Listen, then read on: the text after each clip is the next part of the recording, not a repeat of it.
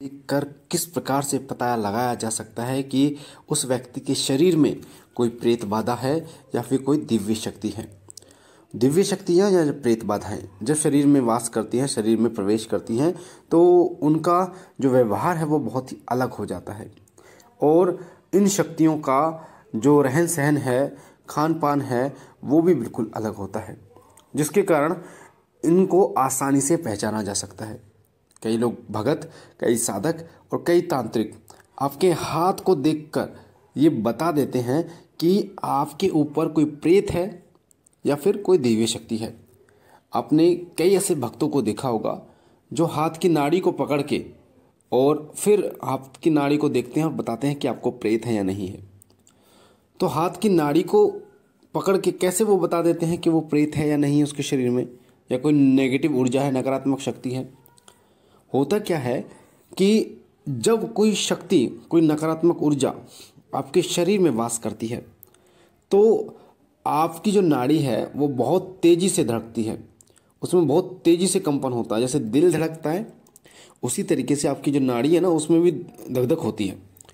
अगर जिस व्यक्ति के शरीर में प्रेत है तो उसकी नाड़ी की गति बहुत तीव्र होती है, बहुत ज़्यादा तीव्र होती है। ये आप खुद महसूस कर लेना। और जिसकी नाड़ी की गति नॉर्मल है और व्यक्तियों की तरह है तो उसके शरीर में प्रेत बाधा नहीं होती। उसी तरीके से कई लोग सूंघ कर बता देते हैं आपके हाथ को कि आपके हाथ में यानी आपके शरीर के अंदर कोई प्रेत बाधा है या फिर नहीं है। आपको बता दूं कि जब कोई प्रेत शरीर में वास करता है तो शरीर से दुर्गंध आती है, शरीर में नकारात्मक विचार आते हैं, काम वासना से जुड़े विचार आते हैं, खुद को धिक्कारने का मन करता है, मरने का मन करता है, लड़ाई झगड़े करने का मन करता है जब शरीर में प्रेत बैठा होता है। और शुद्ध और पवित्र रहने का मन नहीं करता, अशुद्ध कई कई दिन तक वो व्यक्ति नहीं नहाता, उसको शुद्ध खाना पसंद नहीं होता, हाथ धो के वो खाना नहीं खाता, जिस स्थान पर वो खाना खाता उसको साफ करके खाना नहीं खाता।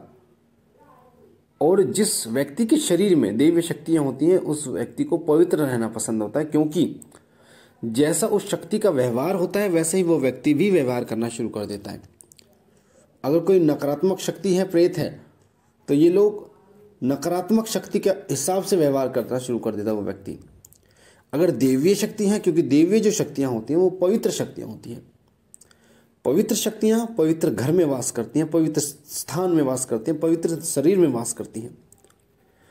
तो ये शक्तियाँ आपके शरीर में जब वास करती हैं, आपकी पूजा पाठ से प्रसन्न होकर ये आपके तरफ आकर्षित हो जाती है और आपके शरीर में प्रवेश करती हैं, तो ये शक्तियाँ आपके आगे चक्र पर बैठती हैं, जो सकारात्मक शक्तियाँ होती हैं, देवी शक्तियाँ, और आपके आंतरिक मन को शुद्ध करने का कार्य करती हैं। आपके आंखों से आंसू आने शुरू हो जाते हैं, आपको पवित्रता पसंद होती है, साफ सुथरे वस्त्र, चाहे दिन में 4 बार वक्त कपड़े पहनने पड़े, बदलने पड़े, पर आपको पवित्र रहना, साफ सुथरे कपड़े पहनना पसंद होता है, साफ सुथरा सात्विक खाना, सात्विक भोजन पसंद होता है, सात्विक जगह, साफ जगह, जो साफ सुथरी जगह है उस जगह को आप चुनते हैं किसी भी काम के लिए, और साथ ही वो रात को अपना मंथन करते हैं। तो हाथ के द्वारा कैसे आप पहचान सकते हैं कि किसी व्यक्ति को प्रेत बाधा है? कई लोगों आपने देखा होगा, कई भक्तों को, कि वो हाथ की जो हथेली होती है आपकी उसको सूंघते हैं और बता देते हैं कि कोई प्रेत है या नहीं है। अगर हाथ से दुर्गंध आ रही है, बहुत गंदी वाली दुर्गंध आती है, जैसे कपड़ा जल रहा हो या मांस सड़ रहा हो, इस प्रकार की दुर्गंध आती है, तो इसका मतलब शरीर में प्रेत बाधा की परेशानी है, यानी शरीर में प्रेत बाधा है आपके। अगर खुशबू आती है, एक मनमोहक खुशबू आती है, जैसे गुलाब की, चमेली के तेल की खुशबू आती है, तो इसका मतलब देवीय शक्तियाँ आपके शरीर में वास करती हैं। और इस दुर्गंध को और सुगंध को सिर्फ भगत ही पहचान सकता है। ऐसा नहीं हर कोई व्यक्ति सूंघना शुरू कर दे तो साबुन, अगर साबुन से हाथ धो के आए तो साबुन की महक आ रही है, ऐसा नहीं।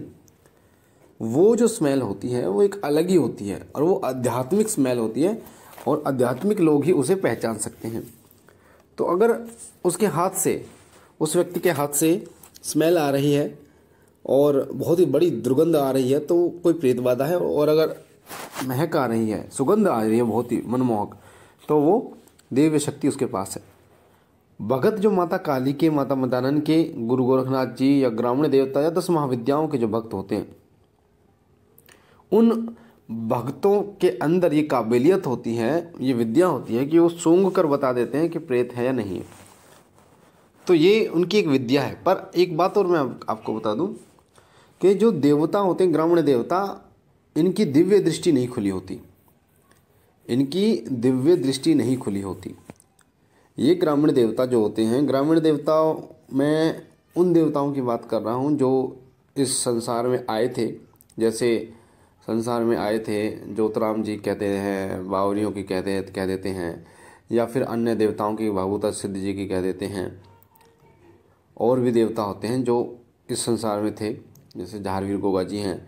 इनकी दृष्टि नहीं खुली होती, दृष्टि पूर्ण रूप से नहीं खुली होती।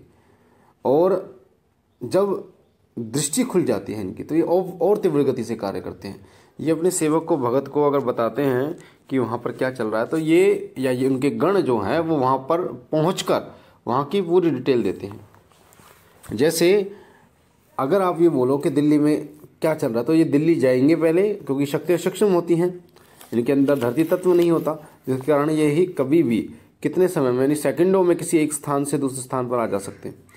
तो इनके जो सेवक होते हैं तो वो पल भर में वहाँ जाते हैं, वहाँ की खबर लेते हैं और बताते हैं। पर जो बैठकर सब कुछ देखने वाली बात होती है वो उच्च देवताओं, क्योंकि उनकी दृष्टि खुली होती है, उनके जो एक ऑरा इतना मजबूत होता है, वही बता सकते हैं। तो ये जानकारी थी कि हाथ सूंघ कर या हाथ के द्वारा कैसे पहचान सकते हैं कि प्रेत है कि नहीं। मुझे आशा है जानकारी आपको पसंद आई होगी। पहली बार चैनल पे हैं तो शिव कृपा परिवार चैनल को सब्सक्राइब कीजिए, लाइक कीजिए, शेयर कीजिए। आपके सीधे हाथ पे जो घंटी का निशान है उसे दबाइए, ताकि जो जानकारी हम डालें पूजा पाठ भक्ति से जुड़ी हुई, वो सबसे पहले आपको प्राप्त हो। मैं बाबा भोलेनाथ से ये विनती करता हूँ कि बाबा भोलेनाथ आप पर अपनी असीम कृपा बनाए रखें, आप पर आपका परिवार सदा सुखी रहे, स्वस्थ रहे, खुश रहे। हम मिलते हैं नई जानकारी के साथ, तब तक के लिए ओम नमः शिवाय, ओम नमः शिवाय, ओम नमः शिवाय।